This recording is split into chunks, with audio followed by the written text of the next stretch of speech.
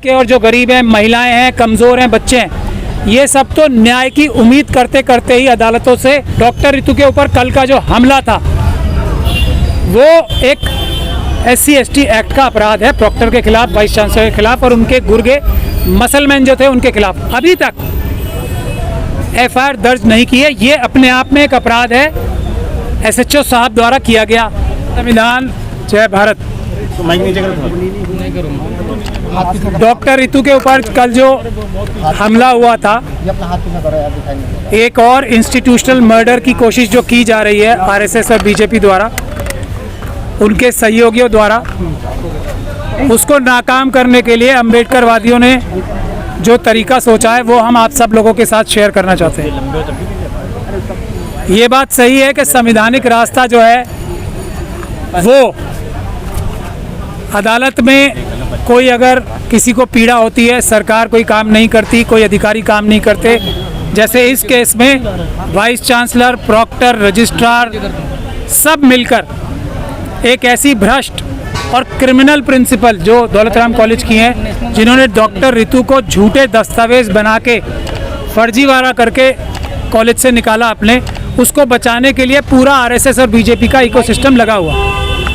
अगर हम इन सब के खिलाफ भी हमें कोई ग्रीवेंस है, ये बात सही है। हमारा संविधान ये कहता है कि हम अदालत का रास्ता करें, लेकिन उससे पहले संविधान ये भी कहता है, जो बाबा साहब डॉक्टर भीमराव अम्बेडकर ने बनाया है, हम अदालत क्यों जाते हैं? हम अदालत इसलिए जाते हैं कि कोई अधिकारी जिसको संविधान द्वारा अधिकार प्राप्त हैं, जो हमारा नौकर है देश की जनता का, वो अपना काम ठीक से नहीं कर रहा, बेईमानी कर रहा है। जैसे इस यूनिवर्सिटी की, दिल्ली यूनिवर्सिटी की कॉलेज, दौलतराम कॉलेज की प्रिंसिपल सविता रॉय कर रही हैं बेईमानी से और क्रिमिनल एक्टिविटीज़ कर रही हैं। अगर वो ठीक से काम नहीं करते, जैसे वाइस चांसलर ठीक से काम नहीं कर रहे, जैसे रजिस्ट्रार ठीक से काम नहीं कर रहे, क्रिमिनल का साथ दे रहे हैं, प्रॉक्टर एक क्रिमिनल का साथ दे के डॉक्टर रितु पे हमला करा रही है, तो अगर ये लोग अपनी ड्यूटीज़ में फेल होते हैं तभी हम अदालत के पास जाते हैं। लेकिन एक और संवैधानिक, आपको सबको पता है, हमारे चीफ जस्टिस हैं आज के या उससे पहले भी, और देश में इस बात में कोई बहस का विषय नहीं बचा है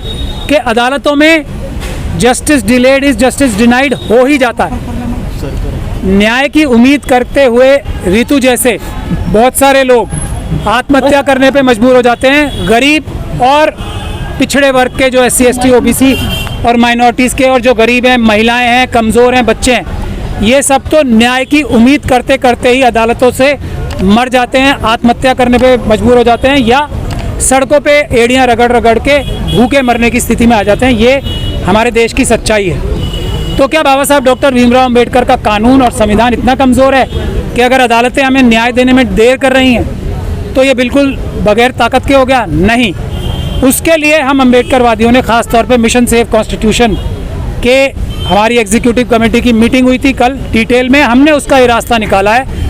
अब जो भी पीड़ित और प्रताड़ित होगा, जैसे डॉक्टर रितु का केस है कि हम मॉडल केस की तरह लेके चल रहे हैं, तो उसमें हम खास तौर पे जो संविधान के सबसे बड़े रक्षक हैं वकील, वो इनिशिएटिव लेंगे और अधिकारियों के पास हम मार्च करके जाया करेंगे ताकि उनको कानून का रास्ता बताया जाए और उनको ये बात समझाई जाए कि आप कानून द्वारा, संविधान द्वारा बाध्य हो, अपनी कार्रवाई करो। जैसे डॉक्टर रितु के ऊपर कल का हमला,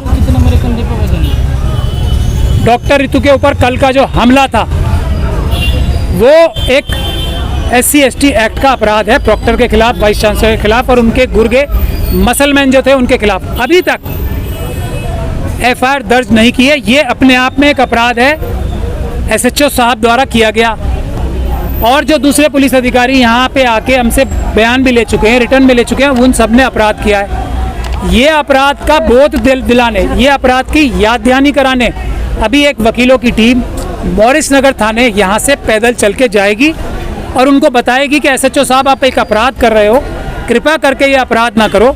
नहीं तो वकीलों की टीम यहाँ पे रोज़ मॉरिस नगर थाने अब जाना शुरू करेगी, हम लोगों की टीम जाया करेगी और उनके सामने रोज़ गुहार लगाएगी कि आप, अदालत की बात तो अलग है, आप ड्यूटी बाउंड हो, आपकी जिम्मेदारी संविधान ने लगाई है कि आप इसमें FIR करो, डॉक्टर रितु को सुरक्षा दिलाओ और वाइस चांसलर के खिलाफ एक्शन लो, प्रॉक्टर के खिलाफ एक्शन लो, रजिस्ट्रार के खिलाफ एक्शन लो। उनके जो मसलमैन अभी भी यहाँ सामने दन्नाते हुए घूम रहे हैं, डॉक्टर रितु की जान को खतरा है आज भी उनसे।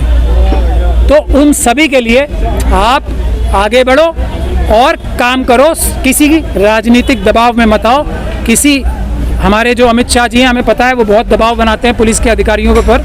अमित शाह जी के दबाव में मत आओ, किसी के दबाव में मत आओ। आप संविधान के हिसाब से, कानून के हिसाब से काम करो। हमारे बीच में यहाँ एक शेर सिंह वाल्मीकि जी, जिनकी हत्या मनुवादी मानसिकता के लोगों ने की थी और मनुवादी मानसिकता की पुलिस ने, जो भ्रष्ट अधिकारी थे, उनकी हत्या की थी। उनकी फैमिली भी यहाँ आई हुई है। डॉक्टर रितु एक मिसाल बनेंगी हर पीड़ित और प्रताड़ित का। अदालत से पहले कैसे न्याय लेना है, उसके लिए हम डॉक्टर रितु के केस को एक मॉडल बनाना चाहते हैं, जिसके लिए जिस कड़ी में आज एक शेर सिंह वाल्मीकि साहब की जो हत्या की गई थी गुड़गांव में, उनकी फैमिली भी आई है। तो आप उनकी भी व्यथा सुन के जाएं तो आपको पता लगेगा इस देश में क्या क्या अन्याय हो रहे हैं। कल भी एक शेड्यूल कास्ट बच्ची का हमारे रेप हुआ है उत्तर प्रदेश में, और किस तरह से गंदी और घिनौनी मानसिकता के लोग मध्य प्रदेश में मेरे ख्याल से हुआ है। मंदिर में किसी जो मंदिर में पुजारी थे, उन्होंने उस बच्ची के साथ रेप किया। अभी तक उसमें भी हमारी जानकारी के हिसाब से SC ST एक्ट में कोई FIR दर्ज नहीं हुई। तो मेरा यही कहना था। अभी हम यहाँ से थोड़ी देर में मार्च शुरू करेंगे। आप सभी लोगों से गुजारिश है कि हमारे साथ चलें।